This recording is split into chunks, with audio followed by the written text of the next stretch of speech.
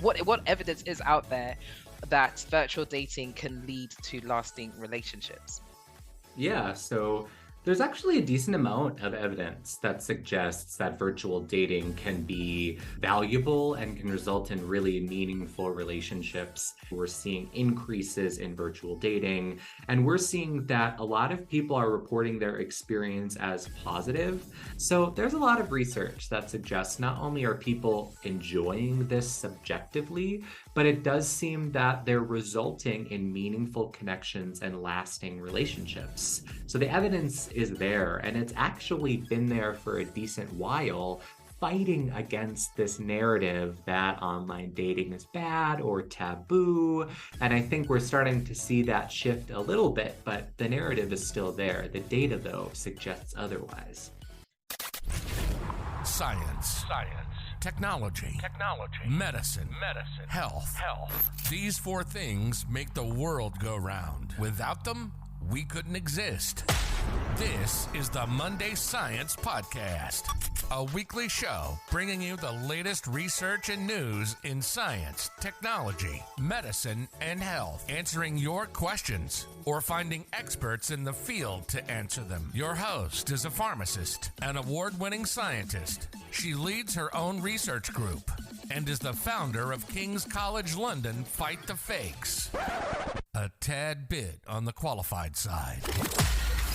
Welcome to Monday Science. Here's your host, Dr. Bahijja Raimi-Abraham. Hello, welcome back to another episode of your favorite science podcast, I'm assuming. Yes, it is Monday Science. This episode is following on from the Love in Digital Age series in honor of Valentine's Day, which is tomorrow by the time you listen to this. Have you got plans? What are you doing? Are we expecting cards? Are we expecting gifts? Let me know, info@mondaysciencepodcast.com, or you can DM all the social media platforms. Let's talk about today's episode. This episode is all about the love during the pandemic, love during social distancing, love during lockdowns. This week's episode, guest Dr. Lucas Youngvorst, we're going to be talking about dating in the pandemic. What were the challenges? What were the opportunities? What does the data actually say about dating, virtual dating during the pandemic? And we also cover data before the pandemic. A question that I asked him many questions actually, but one question that I asked him was, what is the success rate of virtual dating? Because I don't know about you, but I'm always hearing, online dating is rubbish and all these things. So we really delve into that. Listen to the episode and let me know what you think. Tell us who you are, what do you do? Sure. So I'm really a social scientist that focuses on human communication and human interaction. And I got my PhD from the University of Minnesota in communication, but with a really strong emphasis on psychological and social processes that seem to underline human interaction. And I've always found this so fascinating because communication is ubiquitous. We all do it, but it's still so messy and complex and challenging and beautiful. And the ways that people communicate and connect is always evolving and always changing. And I think that that's both fascinating and terrifying. The idea that it's something we all do, and yet we don't quite have a total grasp on it yet because it's an ever-morphing blob. And so I've really dedicated my research to trying to better understand that blob and really get a sense of how do we connect with others? How do we communicate with each other? And how do we do that in light of modern issues? And one of those issues that I tend to study a lot is technology. How are we communicating through technology? And as we all know, COVID really made us rely on technology more so than maybe we wanted to before. So I've really found that my research agenda has been well placed given modern times, but also particularly insightful because it's something we're all doing and we need to better understand. I completely agree, and it's really interesting how COVID the dynamics of COVID and the influence it had on also where there was absence of communication, right? So people not able to communicate that much in person. So they ended up turning more to social media online and then navigating through that. You mentioned that you spent some time in the UK in Lancaster. I did. How was that experience for you? Oh, it was wonderful. Yeah, so I studied abroad at Lancaster University in from January to June in 2011. And I had a wonderful time exploring the UK and Europe in general. And of course, before I went abroad and I studied there, I knew it was going to be different, but I thought they speak English. It's going to be pretty much the same. And I remember the first class I sat down to take, he was from Northern Europe, Northern UK, and he had a very hard and harsh accent and he spoke very quick. And it was difficult to understand. And I knew, okay, I'm not home anymore. Things are different, but it was wonderful. I loved my time there. I know when I've gone to America, like sometimes I have to amend my accent for certain things, water being one of them. Sure, Sometimes water. yeah, well, I was going to try. I'm not great with Sure. accents. Water, is that right? That's And pretty spot on. thank you so much. And also, oh, a random one actually. Sorry, it's all centered around communication, like chicken wings. I don't know if that's a right confession to have here. I And love it. thank you. When I went to New York, I was asking for chicken, and they were like, "Oh, do you want the light meat or the dark meat?" And I didn't know what that meant. And I said, "Is it, or does that mean is it cooked or not? Do people in America have rare chicken? I don't know." Sure. Right. And so Yeah. I was just like, "I'm so sorry. I don't know what that means." She said, "Oh, you're not from around here." And explained the light meat is like the chicken breast. Is that right? And then the dark meat is Exactly. the leg. Exactly right. Yep. I Yep. learned. It's And always the little things, right? It's those semantic issues that you don't really get to experience until you're in the location. And then it's too late to figure it out. So you got to kind of go by the seat of your pants a little bit. exactly. I drink a lot of tea. But we were Sure. talking about the difference between tea, the liquid, and tea, the meal. The meal, exactly, right. Different things that also took me a bit to learn. I just thought nobody ate. I just thought every meal they were just drinking tea. And I thought, when are people going to have dinner? When are they going to make a sandwich already? That's too funny. I could talk to you forever about the nuances of UK Right. and America, but let me get back on track. Let me do my job and get back on track because so we're talking about online dating. This all stemmed from a paper I read of yours called Virtual Dating and the COVID-19 Pandemic: Investigating Motives, Predictors, and Outcomes. I noticed you use the term virtual dating. What is virtual dating? Yeah, I was actually pretty specific about the term that I used. I wanted to move away from online dating because I think we position online dating as a specific type of channel that we're using, a computer in particular, or a website that we're going to, or maybe even an application could be considered online dating. I wanted to broaden it a little bit to account for instances in which maybe you might be video chatting with an individual with whom you're dating in the virtual sphere, or maybe even text messaging with that person, and you hadn't quite yet gotten to that in-person interaction yet. And just with the evolving nature of technology, I think online fit the bill at one point. But because technologies are evolving and they're becoming far more mobile, far more immersive, I thought that virtual was a better term to really encapsulate all of the different ways in which this dating in a virtual sphere can really happen. So, really, I kind of define virtual dating as any interaction via technology under the pretenses of forming romantic, sexual, or intimate connections. So, I think virtual encapsulates technology a little bit more holistically than maybe online dating in particular. Yeah, that actually makes things a lot clearer. I can see why you're a good lecturer as well. Great. But no, that actually makes it really clear because you're right. We I think naturally in conversation we'll just say, oh, it was an app or online dating. But you're right, it encompasses everything. So how did you get into this research?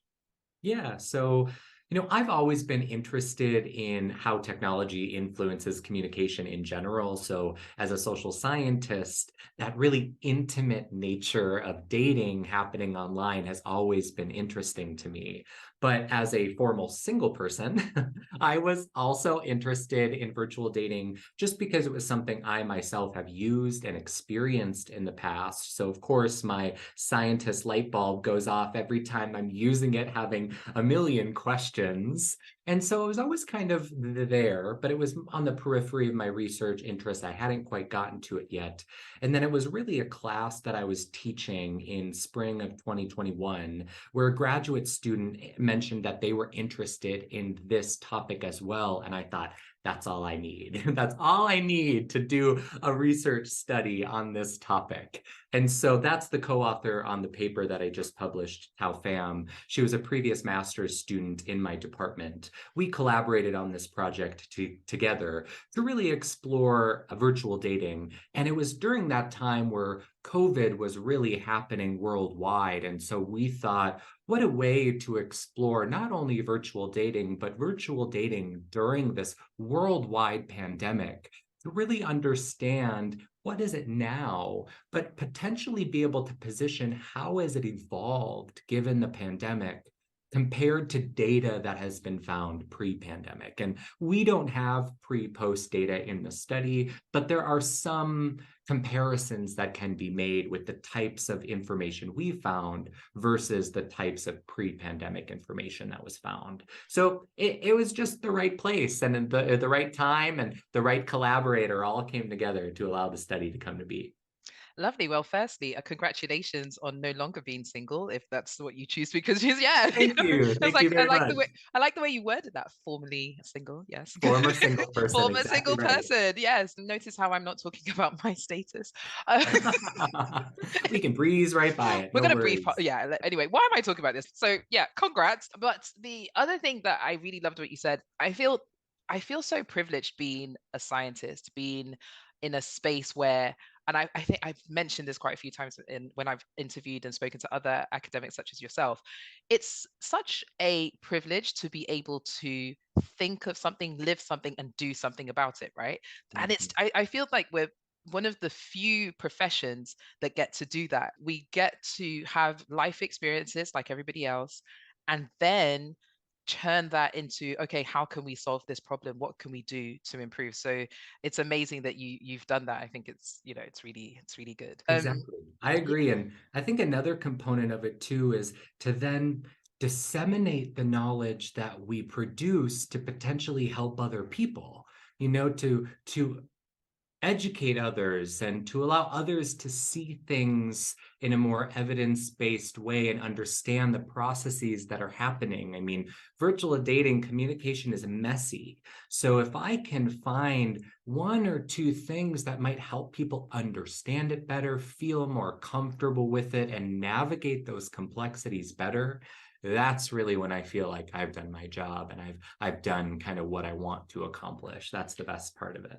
I 100% agree. And yes, the information about dating is very messy from even just from my research trying to get experts. So one of the things with the podcast, it's very important to me. In fact, if I just give a little bit of a backstory, I started Monday Science during the pandemic, May 2020. Actually, I myself had COVID at the time and I was quite ill, and it was all sort of like I can't, feel the fear and do it anyway. Carpe Sure. diem, push myself. I've always wanted to have a podcast.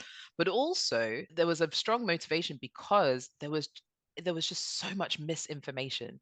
So Mm. many people without a background in epidemiology or infectious diseases, virology, any of this, social sciences, anything, were coming out as experts. And I was like, I really want my platform that I can create to be home for experts in the field with all the necessary credentials who's giving that. Absolutely. And you Yeah. started the program Fight the Fakes, right? Which is in Yes. line with that. Yes, Exactly. Which I exactly. think that is one of the most important things that we Thank could be you. doing right now is fighting misinformation and just trying to get the truth, the facts, the data, the evidence out there and make that the majority narrative. I think Yeah. you're doing excellent work. Thank you so much. Bringing us back to the topic with virtual dating, I'm going to now use your terminology. I Is still slip up. So if you slip up, okay. I mean, Like, we've been saying online dating for so long, it's easy to slip. So if you do, I might. So thank we're you. in it together. Safe space. But okay, one thing about this dating in general, and particularly virtual and online dating, is people talk about the success rates or success stories from meeting people either via dating apps or whatever, and you hear, oh, this person got married and they met on Bumble, they met on Tinder, all those things. But before we get into like the meat of it all, or non animal based. The plant-based Thank faux you. meat. Thank you. The meat or the plant-based. Sorry. Oh gosh. Let's get into it. What evidence is out there that virtual dating can lead to lasting relationships? Yeah, so there's actually a decent amount of evidence that suggests that virtual dating can be valuable and can result in really meaningful relationships. Even dating back to 2013, John Cacioppo from the University of Chicago conducted a study on about 20,000 Americans, examining differences between those who met online and those who met in person. And he found that about a third of those who had married someone of those surveyed had met their spouse online. So a third of those had met online. And of those people, it was just of the people who had met online, they were less likely to get divorced and were more happy than the people who had met in more traditional offline in-person venues. And so that's even 2013 data suggesting that some of these online venues can be really beneficial for forming and maintaining meaningful, lasting romantic relationships. And so fast forward to 2019, Pew Research Center conducted data in October 2019, so just before the pandemic had really hit. That's the last data really before pandemic started to change some things. And they found that about 3 in 10 Americans had been using online dating platforms, and 12% of people were moving forward with a committed relationship with someone that they had met online. And Match escalates that a little bit. They say 4 in 10 Americans are using, but that's a decent amount considering that I believe it was 2012, it was estimated that only 10% of Americans were using online dating. So within less than a decade, we've seen an increase of about 20% of Americans using online dating. And I'm sure these trends translate beyond the United States in particular. More worldwide, we're seeing increases in virtual dating. And we're seeing that a lot of people are reporting their experience as positive. An eHarmony report that came out in about 2018 said that 40% of people have a good experience when they online date. 6 out of 10 reported their experience as being easy and positive. So there's a lot of research that suggests not only are people enjoying this subjectively, but it does seem that they're resulting in meaningful connections and lasting relationships. So the evidence is there, and it's actually been there for a decent while, fighting against this narrative that online dating is bad or taboo. And I think we're starting to see that shift a little bit, but the narrative is still there. The data, though, suggests otherwise. It's so interesting hearing an expert actually talk about this, because I don't know if you're on TikTok. Somehow, maybe it's down to the hashtags I was looking at. I've seen a lot of people who post videos from like their Hinge app, and there's a lot of information on TikTok and other social media platforms highlighting, oh, this is all bad, and these are the kind of people you find on there. However, when you do have conversations with people and they talk about a date they're going on or what they're doing, a lot of people are on an app, dating app platform or online dating platform as well. So I've been to a few weddings that the individuals met on a dating app. So, you know, Exactly. clearly there's something there. I think there's something also around the convenience of it. I mean, the fact that, and it's not to trivialize finding meaningful connections or whatever kind of connections people want, but there is a benefit to being able to have your dinner and swipe and just look, Sure. right? Sure. I think it's an efficient use of time personally. I think it it's good. It makes sense for those who are into it. I think another thing beyond convenience is with technologies and dating dating is no longer space-based or place-based, right? It's no longer dependent on the people that cross your path or friends of friends or those who go to the local pub in the same pub as you. It's now anybody within whatever geographic region you have set, whether that be 5 miles, 10 miles, or anywhere in the world.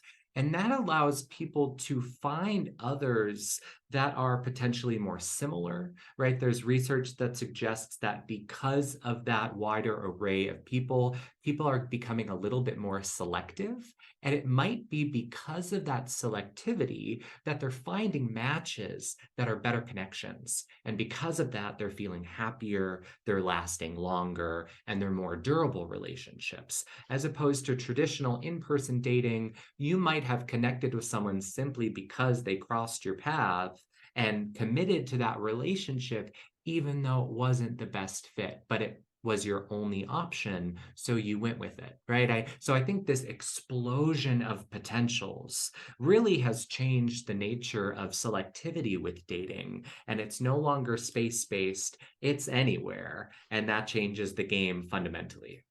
I completely agree. I think there might have been a feeling of quote unquote settling, beforehand. And actually brings me on to my next question, which is what were the virtual dating norms before the pandemic?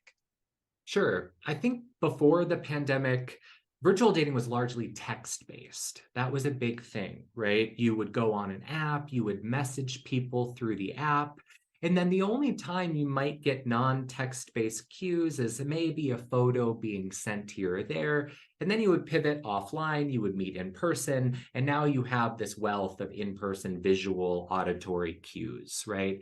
So pre-pandemic, very, very text-based, written in what you're writing to one another. I also think pre-pandemic, the norms were to create highly curated profiles that were near perfect representations, idyllic representations of the self.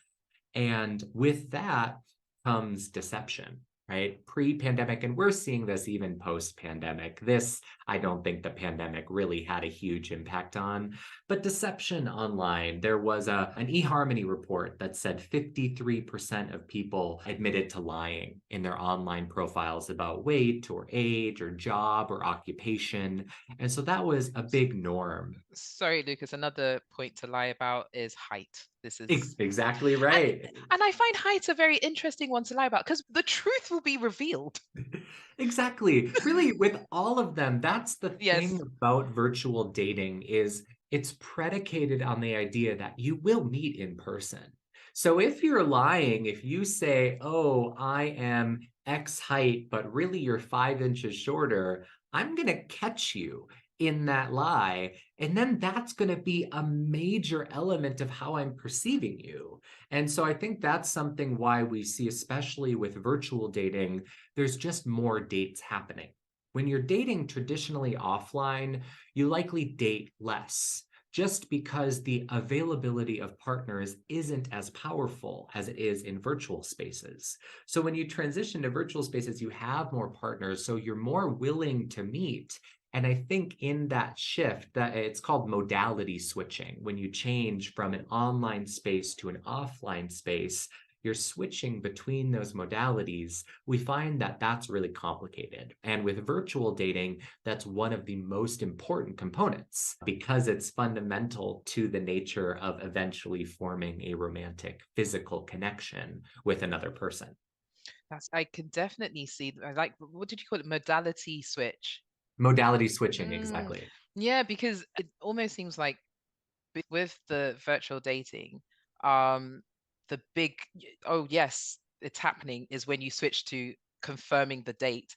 And then because there is this culture of knowing that people may bend the truth in many different ways, then that's also part of it because you want to confirm. And I would say, but I'm not sure if this is in line with maybe what you found, but I would say that when people lie or bend the truth on their profile because they think it might make them seem more attractive, and then when they're met in person, and they're completely different, or all the various different things. It's less about, oh, you're not, 6'2", you're actually whatever. It's less about that, but more, in my opinion, the bigger meaning of it, which is a lie, right? And that Mhm. that can also in itself be somebody's first impression of somebody who might amend and bend the truth. Exactly. And Yeah. there is actually some research to suggest that we give people wiggle room. We give them 5 to 7 pounds around their actual weight to wiggle, right? If you're certain weight and you skim off 5 pounds, sure, right? That's fine. But once it gets to be 10 pounds, 15 pounds, or 5 inches or above, or whatever it might be, that now switches from kind of fudging the truth to outright deception. And once it's outright deception, we view it far more negatively. And then when we form relationships online, we have a limited amount of information to decide who this person is. So now that they've deceived us, that is a major component in what is otherwise very limited information. So it seems to really shape and skew our perception of the other person. 100%. I completely agree. So therefore, how has the pandemic affected on the online dating landscape? Yeah, so I think to understand how the pandemic shapes the online dating landscape, I think it's important to realize that the pandemic really shifted the landscape of communication technologies in general. Pre-pandemic, people could still fight it. People could fight against Zoom and FaceTime and social media. They could argue that in-person connection is best and there's nothing like talking over a cup of tea. And I can agree, there's a lot of value in that. But with the pandemic came a requirement to, if you want to connect with others, if you want to communicate with people, you're going to have to rely on communication technologies. And so I really think that the pandemic created new forms of sociality and intimacy. It required that people understand these technologies, which in general promoted the social value of communication technologies across the board. So I think that had really significant implications for virtual dating. Now, I don't know about you, but I've been Zooming a lot. I've been, FaceTime and text messaging and social media. It's everywhere. And so that really translated to allow virtual dating to position itself as a meaningful social tool. And I think it was really this shift that made new users or those who were otherwise skeptical maybe soften a little bit towards their reservations against virtual dating. And I think that's why we saw such a skyrocketing of virtual dating use following the pandemic, really even in March, April of 2020. Certain applications, Tinder, Bumble, reported increases of 20, 30, even 50% of their users.